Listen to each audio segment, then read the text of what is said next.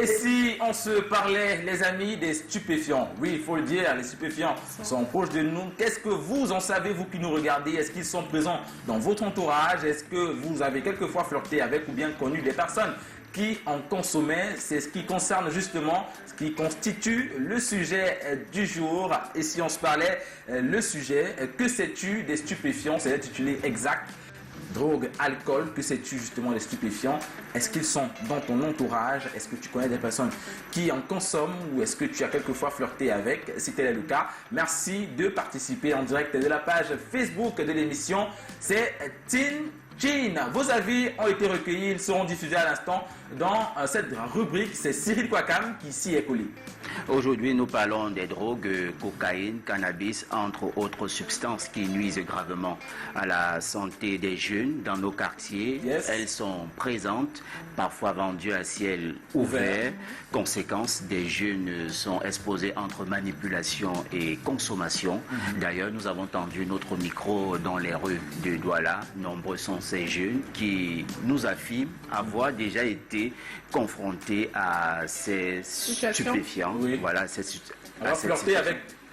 avoir flirté avec les cocaïnes. Nous vous proposons de les écouter dans cet élément. Les stupéfiants sont des drogues qui nuisent à l'organisme. Je sais que c'est extrêmement dangereux, surtout pour la jeunesse. Parce que quand un jeune se lance dans ça, c'est difficile d'arrêter. Les stupéfiants, c'est un truc qui détruit. Ça détruit la jeunesse, en fait. Bon, les stupéfiants, ce sont des produits toxiques, pas agréables pour la santé. Donc, parmi ces stupéfiants, on peut citer le tramol, le chanvre indien, la Thaïlande. Ce sont des trucs très très nocifs pour la santé d'abord parce que elle détruit le corps intérieurement et puis quand on m'en propose, moi je sais les effets néfastes de ça puisque je connais des gens qui en sont morts même directement, même pas directement même. Je sais ce que tout le monde sait que c'est pas bon pour la santé, que c'est pas bon pour la santé parce que quoi, il y en a qui consomment ce cas durant les prétextes que c'est pour bon. Ils ont leur raison à eux, mais moi je dis que bon, rien ne justifie la prise de stupéfiants. Lorsqu'un jeune ou une personne en conserve, il ne réagit plus suivant ses convictions. Il réagit suivant ce produit. Oui, je connais des jeunes qui consomment, surtout lorsqu'ils sont en dépression. Ils se lancent dans ça. Quand ils ne sont pas bien entourés, généralement ils se lancent dans les stupéfiants. Oui, il y a un grand frère qui m'a proposé ça une seule fois au niveau de ma KP, mais je n'ai pas cédé en fait. Je n'ai pas accepté la proposition. Non, je ne consomme pas simplement parce que ce n'est pas bon pour la santé. Ça, généralement, les effets secondaires. Tous ceux qui consomment ça, vous voyez, à une certaine heure de la journée, vous allez voir quelqu'un reste debout, subitement il tombe. On appelle ça, dans le langage commun, on appelle ça piquer. On dit qu'il pique. On voit quelqu'un reste debout, il tombe, ou tout à coup il commence à se gratter, le corps démange, il gratte. Non, je peux dire non, parce que je fréquente pas quand même les mauvais milieux et les bons amis, pas les mauvais amis. Tous mes amis ne prennent pas. Une fois, quand j'ai humé l'odeur de la cocaïne, là, je sais pas les mots pour dire, c'est très très nocif pour la santé. Donc je conseille vivement les gens de ne pas prendre. Comme nous entrons déjà dans une phase, je veux dire dans une transition, disons en chute. Parce que notamment avec les années, nous tombons de plus en plus. Donc je conseille vivement tous mes petits frères là, et mes petites soeurs de ne pas consommer la drogue parce que c'est très dangereux. Elle détruit tout et puis les gens commencent à devenir anormaux de plus en plus. Quand nous commençons déjà à voir les ados de 15-16 ans qui en consomment déjà, nous voyons déjà que dans les écoles c'est la violence grave. Donc les enseignants aujourd'hui ne font que se plaindre que les élèves deviennent de plus en plus violents envers. Nous voyons déjà ça, les agressions, les meurtres. Bref, notre société devient de plus en plus... Voilà, c'était vos avis. Merci pour votre participation et merci à chaque fois d'être disponible pour répondre à notre micro. On va justement dire que à ce sujet, c'est vrai, dans les quartiers, il y a toujours un coin qu'on appelle le terre, où c'est connu de tous que là-bas, on consomme, on vend du chanvre ou quoi que ce soit, toutes les drogues qui puissent exister. Et c'est vraiment dommage quand on sait qu'aujourd'hui, même par suivisme, beaucoup de jeunes se lancent dans la consommation. Et lorsque je réalisais un reportage pour le 19h50 à la télévision, ici même à Canal 2, le spécialiste, la pneumologue disait que la plupart du temps, c'est qu'il ne faut jamais essayer même. C'est que dès que tu essayes, tu as à chaque fois envie d'y retourner. Et tu peux devenir dépendant aussi. Dépendant parce que l'addiction est très vite arrivée dès que tu as goûté. Et c'est ça le gros problème. Alors, est-ce que dans vos quartiers, ça existe ces endroits qu'on appelle les terres? Moi, oui, particulièrement, je suis dans un quartier assez compliqué, je vais dire ça. Il y a beaucoup... Tu donnes le nom? Non, je ne peux pas. Assume. Je ne peux pas. Je suis dans un quartier assez compliqué. C'est vrai qu'il y a des petits secteurs où... Quand vous Nelson Mandela, ça vous dit quelque chose à la maison? Ouais, effectivement, charisme à la paix. Ouais. Quand vous Nelson Mandela, retenez ça. Ouais, non, enfin, je vis dans un quartier assez compliqué et c'est vrai qu'il y a certaines zones où les gens vendent ça, mais vraiment pas. Je ne peux même pas passer là-bas parce qu'il y a beaucoup de jeunes du quartier que j'ai vu qui ont été déroutés, qui ont été vraiment bizarres. Il y a un dont je préfère ne pas citer le nom, qui a vraiment perdu totalement l'usage de ses neurones. En fait, il a perdu la boule. Il a perdu la boule, comme on le dit des fois, et maintenant, il n'est plus que l'ombre de lui-même. Donc, je conseille aux gens, vous savez que je suis comme moi, hein, de ne pas se prêter au jeu, de ne même pas commencer à le faire. Parce que quand tu commences, après, tu deviens dépendant et c'est un peu comme une roue. C'est cycle infernal. Voilà, ça tourne. D'accord. Et toi, Cyril, j'espère que c'est pas le même quartier. Hein, non, c'est pas le même quartier. Moi, je suis au niveau de village, marché. Non loin de là. Non loin de là. Bon, c'est vrai que... Ah, ne respecte pas mon quartier ici. Oh! Vas-y, dis-nous. Ça, il faut le dire, la consommation a considérablement baissé.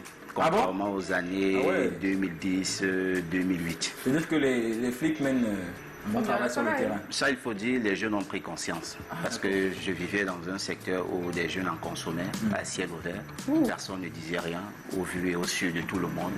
Et du coup, quand ils prenaient ces substances, subitement, tu ressens une certaine force. Ils sont courageux et quand on est entouré naturellement des filles, ça donne du peps quand on pose des actions. On est tellement animé et très content. Donc aujourd'hui, ça a considérablement baissé parce que ces jeunes, pour la majorité, sont en cellule, d'autres ont pris conscience et voilà, la consommation a...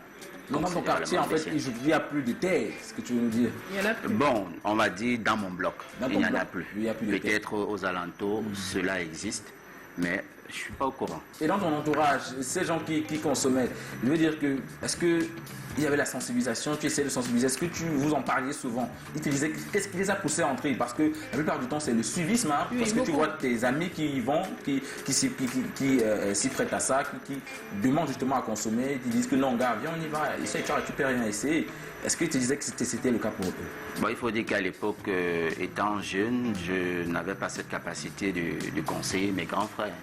Donc quand tu les voyais consommer, il fallait rester à l'écart, au risque de te faire bastonner.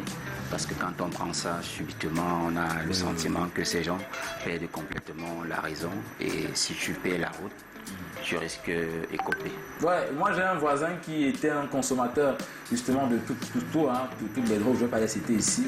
Il en consommait. Il y a un moment, il a, comme Nazira disait, perdu la boue parce qu'il n'avait plus de sous pour se ravitailler. Et la plupart du temps, quand ils n'ont plus de sous, parce qu'ils n'ont pas d'activité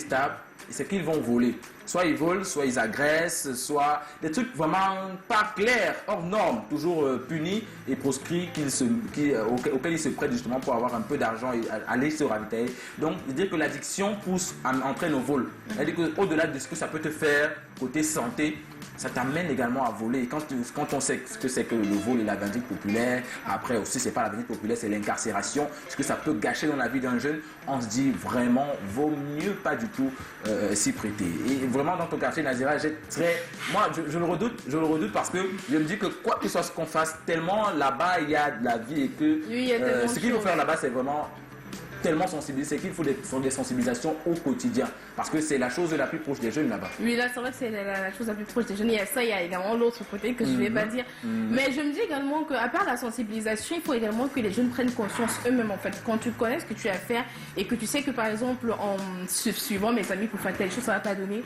Bon, pour la petite anecdote, quand j'étais au lycée Georges de Douala, je pense que j'étais en seconde ou première, j'avais un groupe d'amis, mais en même temps, j'avais des amis dans d'autres classes, tu vois.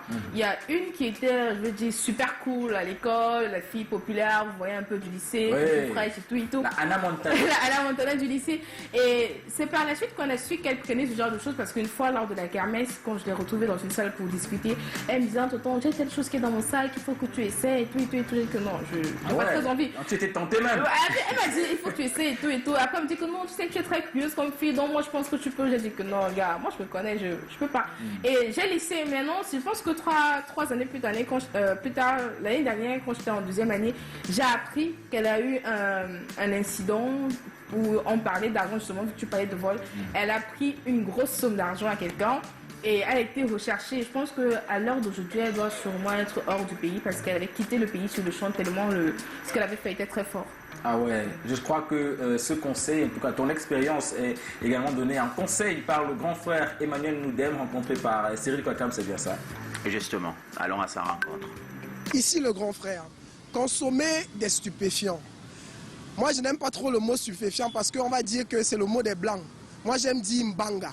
Alors, si toi, tu m'écoutes actuellement et que tu n'as jamais consommé cela, bravo à toi. Je tiens déjà à te féliciter. Vous savez, d'entrée de jeu, je vais parler ici de l'environnement. Parce que si quelqu'un réussit ou bien quelqu'un échoue dans sa vie, tout concerne l'environnement. On est ensemble et je vais m'attarder principalement sur ceux-là qui n'ont pas cet environnement favorable. Je vais dire parfois ceux-là qui sont dans des quartiers un peu défavorisés. J'ai grandi dans un quartier où chaque midi, 14h, 15h, lorsque je sortais, il y avait une sorte de brouillard, comme une sorte de fumée. On pensait que c'était du beignet haricot, mais non, mais c'était l'odeur du mbanga. En fait, j'étais drogué tous les jours indirectement sans savoir. Mais je pouvais décider aussi d'aller plus loin, aller rencontrer ces personnes-là, leur dire que, gars, donnez-moi un peu, je vais essayer de fumer. Mais non, je n'ai pas fait ça. Et pour la preuve, aujourd'hui, je suis là où je suis, je ne suis pas loin, mais je suis là où je suis sans avoir touché à ça. Mais aujourd'hui, on a des jeunes qui, à cause de leur compagnie, ils sont un peu faibles et ils cèdent à ça. Et vous devez savoir qu'une fois que tu as goûté, tu vas encore en avoir besoin. En termes de conséquences, vous allez souvent voir dans nos rues, on est ensemble, des personnes, quand tu vois une personne qui fume le mbanga, on est ensemble, tu ne vas pas l'ignorer. Parce que chaque fois, tu vas voir ces personnes, soit ils sont en train de demander de l'argent, soit ils sont en train de mendier. Et au pire des cas, ces personnes-là deviennent fous. Je vais te poser la question, toi, mon ami, est-ce que tu veux devenir fou? Est-ce que tu peux demander de l'argent en route? Non, je ne pense pas. Et nous, les parents, si vous avez déjà des enfants qui consomment ce type de choses, s'il vous plaît, il ne se fait pas trop tard.